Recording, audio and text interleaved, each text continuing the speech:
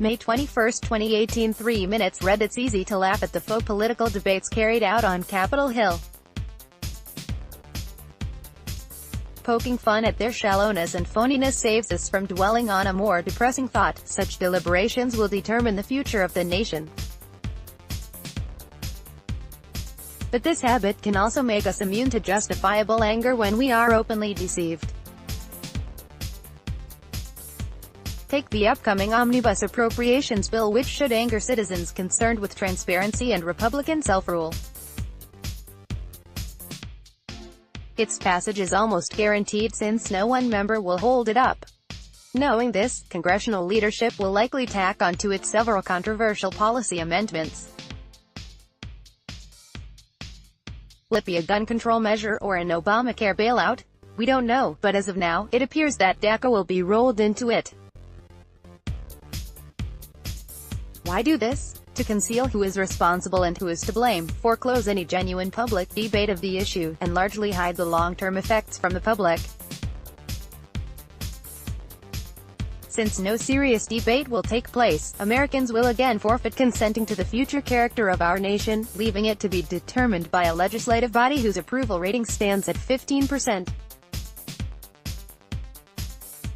It's fashionable to call for public debates on contentious issues. Almost every TV pundit demands one, then in the next breath offers 30-second talking exchanges to their guests. But such debates should take place in the U.S. Congress. It was designed for this purpose.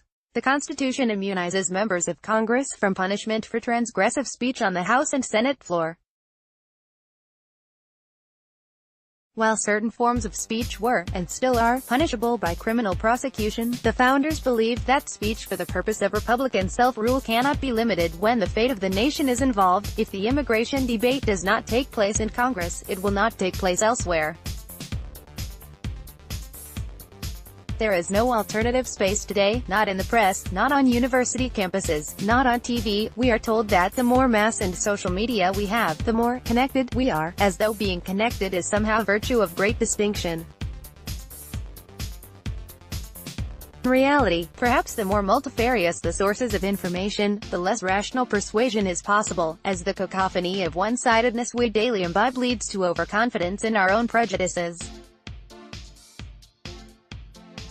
We are both more connected to those nearly identical to ourselves and less open to persuasion.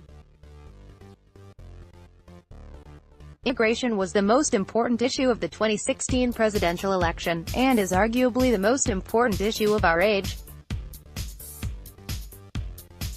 It will determine the nature of American society.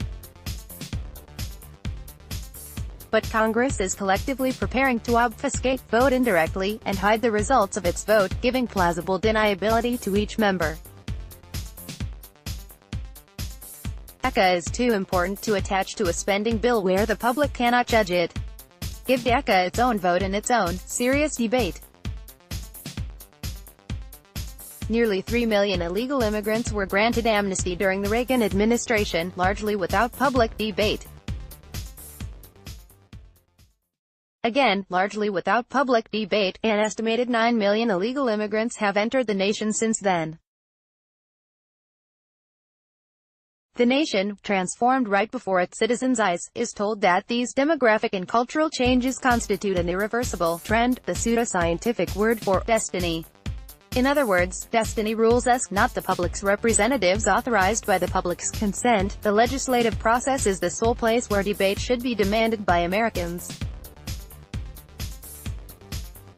This cannot happen unless Congress is compelled to vote on the issue individually, not rolled up into a careening, unstoppable omnibus. This piece originally appeared in The Hill on March 18, 18.